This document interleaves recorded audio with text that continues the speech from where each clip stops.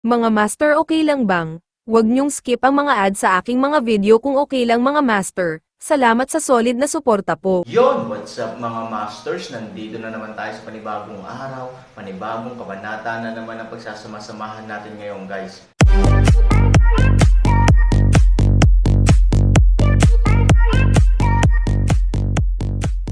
Bali mga masters, kung bago ka pa lang po sa aking YouTube channel, please click the subscribe button, lalong-lalo na po yung notification bell guys, para maging connected pa rin tayo sa isa't isa at maging updated kayo sa mga susunod ko pang video. Bali mga masters, bago natin umpisahan ng kwento ay mag-shoutout po muna tayo para sa mga solid nating tagapakinig. Shoutout kay Ofalsa at shoutout kay Robert Tolentino. Yun na nga mga masters, no? Bali hindi na ito patagalin. In 3, 2, 1, let's go! Pagkakita na ito ay Han Sanchen, ang dalawa ay nagulat sa una, at pagkatapos ay tuwang-tuwa. Mr. Han. Han Sanchen chuckled, matanda na kayong magkakilala kaya wag kayong masyadong magalang, nga pala, ngayon pa lang natin ituloy ang topic. Medyo kinabahan si Luo Yinger, nag-aalangan na magsalita, at palihim na sinulyapan si Han Sanchen. Natural na alam ni Luo Jin kung ano ang iniisip ng kanyang anak, at ngumiti, sa totoo lang, kahit alam ng matanda na hindi ito magiging ganoon ka-simple, kung ang matanda ay hihilingin na hulaan ang susunod na galaw ng kabilang partido, iniisip pa rin ng matanda na ang kanyang utak ay hindi kasing flexible tulad ninyong mga kabataan, gayunpaman, ang maliit na batang babae ay naniniwala na ito ay naiiba, kahit na siya ay isang batang babae, siya ay palaging matalino, ang matanda ay palaging nasa isip, labanan, ang ilan sa kanyang mga opinyon at paghatol ay naaayon sa iyong mga aksyon, bakit hindi mo hayaan siyang magsalita tungkol dito? Ngumiti si Han Sanchen at tumingin kay Luo Yinger, pagkatapos ay hilingin mo sa prinsesa na maliwanagan ako. Mr. Han, you are flattering Yinger too much. Yinger is a mere girl who doesn't know any tactics, it's just a random guess, nagkataon lang na minsan pareho ang resulta. Walang magawa si Han Sanchen, kung gayon, pakiusap, hilingin sa prinsesa na kumuha ng isa pang pagkakataon at gumawa ng isang mahusay na hula, upang maging tapat sa inyong dalawa. Sa katunayan, ang kabaligtaran ng partido ay biglang nag-withdraw ng mga tropa sa loob ng 10 milya, na higit sa inaasahan ni Han. Si Han ay medyo nalilito ngayon, hindi ko lubos na maunawaan kung ano ang binabalak ng kabilang partido. Bahagyang kumunot ang noo ni Luo Yinger, medyo kakaiba talaga ang kilos ng kalaban, bagamat ang pagtatanggol ng lungsod ng Yetian City ay inalis mo, hindi sila nawalan ng anumang bagay na makakasakit sa pangkalahatang sitwasyon, kaya parang medyo malaki ang reaksyon nila. Tumango si Han Sanchen, talaga. Kung gayon kailangan nating mag-isip sa ibang anggulo, bakit masyado silang nagmumuni-muni? Napakunot ang noo ni Han Sanchen, kung tutusin, simula nung nalaman niyang biglang nag-withdraw ang kalaban sa tropa niya, seryoso rin siyang nag-iisip ng mga pinagbabatayan. Pero totoo naman na wala nang mas magandang ideya for a while, kaya nang marinig ko ang usapan ng mag-ama ni Luo Jin on the way back, bigla akong nagka-interes sa kanila. What does some wanted to collide, kailangang sabihin ni prinsesa. Umiling si Luo Yinger, hindi magandang ideya, ngunit iniisip ni Yinger na kung may nangyaring may dahilan, tiyak na may halimaw. Naisip ko lang na ang pag-withdraw ng mga tropa sa loob ng 10 milya ay nangangahulugan na ang distansya sa pagitan ng bawat isa ay lumawak, sa makatuwid, ang diskarte ay dahan-dahan at mabilis na lumaki. Ito ay talagang isang kalamangan para sa iyong mga tagapagtanggol, dahil ang anumang aksyon na gagawin mo ay maaaring malantad ng maaga, at madali itong ihanda ng kaaway ng maaga. Kung gayon ano ang layunin nito? Napasimangot si Han Sanchen, lupa. Maaaring ang prinsesa ay nagsasalita tungkol sa aking mga sundalong langgam. Sa sandaling umatras ang kaaway, magiging walang laman ang lupa, at madaling maisip ni Han Sanchen ang mga tropang Ant-Man na nakatalaga sa ilalim ng lupa. Maaaring Ant-Man ang layunin ng pag-withdraw ng kalaban. Bahagyang ngumiti si Luo Yinger, bukod dito, wala talagang maisip si Yinger ng ibang mga posibilidad. Sumingit si Luo Jin sa sandaling ito, ngunit anong tunay na pinsala ang may dudulot ng pag-alis ng mga tropa sa hukbong Ant-Man? Sa palagay ko ay hindi ko lubos na naiintindihan ang puntong ito. Total, aktibo ang Ant-Man sa ilalim ng lupa, at kung mas malaki ang espasyo. Mas malaki ang kanilang teritoryo, kung mas malaki, mas mahirap hanapin sila. Tumanggo din si Han Sanchen, medyo may sense ang mga sinabi ni Luo Jin, parang walang koneksyon ang dalawa. Gayunpaman, sa kabilang banda, ang hula ni Luo Yingger ay ganap na makatwiran, dapat may dahilan para sa biglaang pag-alis ng mga tropa, at ito pa rin ang pinakamahabang ginamit na mga libro, at ang pinakamahabang ginagamit na mga libro para makinig sa pinakamahabang distansya at pinakamahabang audio, na May 4 na pangunahing speech synthesis engine, mahigit 100 uri ng timbre, at isang artifact na sumusuporta sa offline na pagbabasa. Hindi talaga naniniwala si Han Sanchen na hahayaan ng ibang partido ang napakaraming tao na umatras, walang kwentang pagsisikap pagkatapos ng lahat, kahit na gusto mong i-replay, hindi mo na kailangan. Tumingin kay Han Sanchen. Sa mga oras na ito, parang biglang may naisip si Han Sanchen, may gusto bang sabihin ang prinsesa? Ang panahon sa labas ng Yetian City. Halos magkasabay na nagsalita ang dalawa. Mula sa simula ng labanan hanggang sa kasalukuyan, ang lagay ng panahon sa gabi ay hindi gaanong nagbabago sa mahabang panahon. Kahit malamig, siguradong hindi ito kasing lamig ng unang beses na bumalik dito ni Han Sanchen, na nagpapahirap sa paggalaw.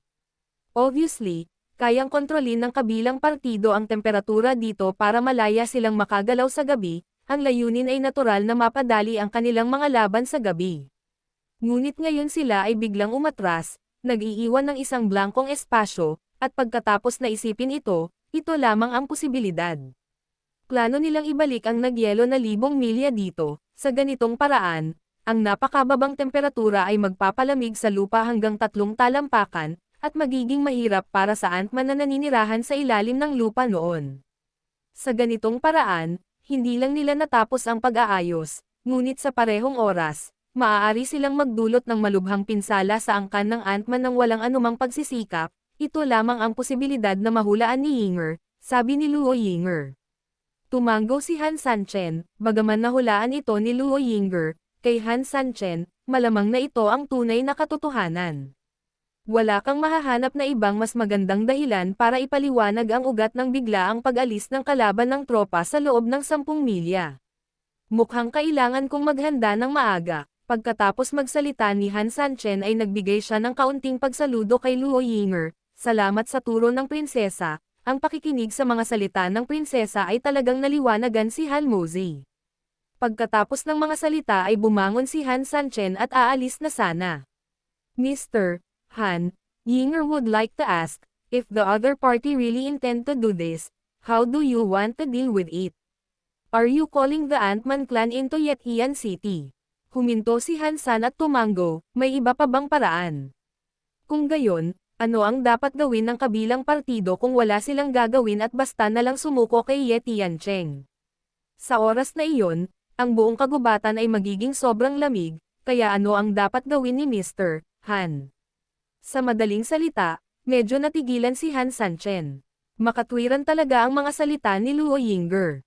Ang labanan ay nakipaglaban hanggang sa puntong ito, at imposibleng mag-arantya na ang kalaban ay mabilis na tatalon sa ibabaw ng pader at mapupunta sa isang dead end. At kung umabot ako sa puntong iyon, kung gusto kong harapin ito, natatakot ako na ako ay mahuli. Bagamat maliit ang Ant-Man, dapat aminin na halos lahat ng laban sa nakalipas na 2 araw ay nakakamit ng mga mahimalang epekto dahil sa kanilang hitsura, kaya halos imposible na ang kalaban na magbantay laban sa kanila. Sa makatuwid, hindi maiiwasan na ang Ant-Man ay isang tinek sa kanilang panig. Siyempre, ang pinakamahalagang bagay ay ang mga langgam ay miyembro ng lahi ng demonyo, at ang kanilang madiskarteng kahalagahan ay nagpapakamatay sa kanila, kung hindi, paano nila makukumbansi ang karamihan ng tao? Paano malalaman ng iba pang lahi ng demonyo kung ano ang mangyayari kung sila ay lumaban sa kanila? Pumatay ng mga manok upang takutin ang mga unggoy, kung hindi mo ito gagawin, kailangan mong gawin ito. Tumanggo si Han Sanchen, salamat prinsesa sa pagpapaalala sa akin, muling iisipin ni Han kung paano ito haharapin. Malumanay na ngumiti si Luo Yinger, walang pagmamadali, at least, may oras ka pa bago magdilim bukas. Hindi nagsalita si Han Sanchen, tumalikod at umalis. Ngunit ang lahat ay umalis dito, Wei, iba ang atmosphere. Halos lahat ng tao sa Yetian City ay nagsisiksikan na sa mga pasilyo. Hindi para lang tingnan si Han Sanchen, o para palakpakan siya at pasayahin siya. Han Sanchen, I have never conquered anyone in my life, especially people from the Central Plains, but you are one who truly conquered me today. Strong, this way you can take back Yetian City from others. In the future, yabang ang sinasabi ng iba, pero tama ka, Han Sanchen, kahit na sabihin mong tama ang pumunta sa langit, maniniwala ako. Oo, I agree. I have to admit, you guys are really fucking fierce. Ituloy mo, tingnan natin kung saan ang limitasyon mo, pagharap sa papuri ng isang grupo ng mga tao, hindi nagpakita ng kahit katiting na pagmamalaki si Han Sanchen. Magalang na tumugon siya sa mga tagay ng lahat na may ngiti, at pagkatapos ay nagmamadali siya patungo sa depensa ng lungsod. Malinaw na marami pang susunod na mga bagay na dapat harapin, at kung ano ang kanyang haharapin bukas ay magiging mas komplikado. Sa makatuwid, kung ito ay magiging mas kalmado at kalmado, kung hindi, kahit na paano niya tamaan ang iba ay tatama sa lalong madaling panahon, at ito ay maaaring madobel. Sa City Defense Department, ang mga miyembro ng Cavalry Regiment ay nakatayo sa pader ng lungsod at humihingi. Nang So at Han inaanyayahan nila si Han Sanchen na magdiwang kasama nila. Subordinate Scar, Hygiene, Meet the Ally, Tandang Padamdam. Sumulyap si Han Sanchen sa kanila, umakyat ka, may kailangan akong ayanunsyo, at kailangan ko ang iyong mga opinyon sa isang bagay na apurahan. Tumanggaw naman ang apat at nagmadaling umakyat kasama si Han Sanchen. Maya-maya, 5 tao ang magkasamang nakaupo sa likod na silid sa pader ng lungsod. Sinabi ni Han Sanchen sa 4 na tao ang eksaktong napag-usapan nila ni Luo Yingger, at habang hinihingi ang kanilang mga opinyon, nag-ayos din siya para sa natitirang bahagi ng gabing ito. Kabilang sa mga ito, ang peklat ay namumuno pa rin sa pagtatanggol ng lungsod ng pangunahing lugar, at ang 3 pa ay patuloy na nagbabantay sa 3 panig ayon sa orihinal na porma sayon. Gayunpaman, kahit na ang kaaway ay umatras mula sa amin ng halos 10 milya, hindi ito nangangahulugan na sila ay talagang 10 milya ang layo mula sa amin, sabi ni Han Sanchen. Sabi ni Hygiene, ang ibig sabihin ng pinuno ay ang mga especially iya sa lungsod. Damn it, I'll send someone to catch the spies tonight, not to mention that I can catch them all, but at least one can be caught. It's a dream to know about US when you're so far from US. Tumayo agad si Scar, galit na saway. Han Sanchen rolled his eyes helplessly, and Hygiene also smiled and said, Scar, naisip mo na ba kung gaano katagal na nililinang ng mga tao ang Yetian City? Ilang araw ka na ba dito? Maiintindihan mo ba ang sitwasyon ng Yetian City ganun ba kaliwanag? Pangalawa, mga especially iya, kung lahat sila ay madali mong madiskubre at mahahanap, ano ang tawag sa kanila na mga especially iya? Ikaw ang materyal. Sa pakikipaglaban, kaya respetuhin mo ang iyong propesyon, at ang iba ay materyal para sa pag-scout ng balita, kung gayon, kailangan mo ring igalang ang karera ng ibang tao. Sinabi ni Han Sanchen, Scar, tama si Hygiene tungkol sa puntong ito, may 2 uri ng mga especially iya, malinaw na sipol at maitim na sipol, karamihan sa mga mahuhuli mo ay malinaw na sipol, ngunit karamihan sa mga hindi mo mahuhuli ay maitim na sipol. Kung sila ay napakadaling hulihin, bakit may ganoong propesyon sa mundong ito, at halos lahat ng malaki at maliit na sandata ay kailangang sangkapan nito. Medyo nababalisa si Peklat, kung hindi mo mahuli, edi wag mong suluhin. Tapos hayaan mo silang madetect tayo. Hindi nagsalita si Han Sanchen, pero ngumiti lang, ang pinakamahusay na paraan upang makitungo sa mga especially iya ay hindi kailanman upang mahuli sila, matatakot lamang iyon sa ahas, at magpapalibot sa kanila para masaya. Dapat mong ilabas ang parehong totoo at maling balita at hayaan silang malito ang kanilang sarili. Siyempre, kung paano mahahawakan ang pagiging tunay ay nakasalalay sa sariling kakayahan. Dahil hindi maklear ang mga ito, dapat itong gamitin ng makatwiran. Huwag kang matakot na maimbestigahan, at huwag matakot na ma-eavesdrop. Normal lang ito. Sinabi ko ito, para lang sabihin sa iyo na maaaring magkaroon ng hangin at ulan sa lahat ng dako sa lungsod. Dapat maging maingat ang lahat sa salita at gawa, at huwag ilabas ang aming balita. Panipi. Tumango ang tatlo, at pagkatapos ay tumingin sa hindi nasisiyahan na pinuno, na nag-alinlangan, para sa isang sandali. I can't kill them, I just sold this mouth shut, and no one can get any tricks out of my mouth. Clue. Tumawa ang ilang tao, at nagpahayag ng pahayag si Peklat, at tiyak na gagawin niya ang sinabi niya. The last thing is about Ant-Man, and at the same time, it might also related to US, sabi ni Han Sanchen. Kung ang kabilang partido ay talagang hindi tumitigil sa paggawa ng anuman, at kahit si Ye Tiancheng ay walang pakialam, ang sobrang lamig na temperatura sa gabi ang magiging pinakapangit na bangungot para sa kanilang lahat. Bilang isang tao na talagang nakaranas ng matinding lamig sa gabi, natural na si Han Sanchen ang may pinakamaraming sinasabi at mas nakakaunawa sa mga taya, natural, mas nag-aalala siya kaysa sa iba. It's really very possible right now, either, we put Ant-Man outside to die, or, let's put Ant-Man in the city, and the other party will not stop doing it and even join US. I even thought of the reason for them, enemy, kumunot ang noo ni Hyjin. Totoo naman kung may gustong pumatay sa kanya, random reason lang ang kailangan niya, pero halos nakakamatay ang problemang dinadala niya kay Han Sanchen. Sa totoo lang, may mga espesyal na bagay na kayang lumaban sa sobrang lamig. Dati, bago kami dumating ni Yingxia, ginamit ng mga dumaraan na negosyante ang espesyal na tela na ito para maiwasan ang lamig. Diretsyong sabi ni Scar, then let's buy it, if you have no money, Lord, at worst, we can deduct some armor money and we can have a set of armor. Ngumiti si Han Sanchen at tumingin kay Scar, saglit na hindi niya talaga alam kung ano ang sasabihin sa lalaking ito. Wala pang kalahating oras, lahat ng mga ngalakal na nagbebenta ng ganitong uri ng tela ay hindi na magbebenta ng ganitong uri ng tela, naniniwala ka ba?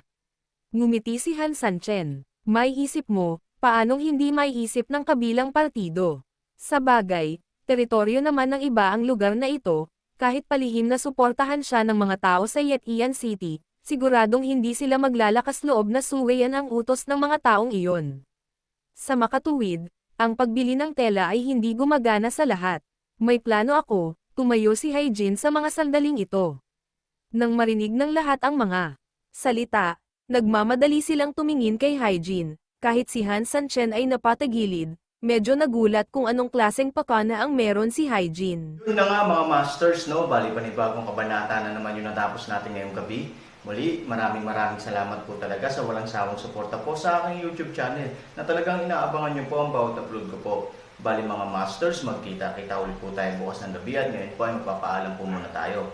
Bali mga masters, bye-bye!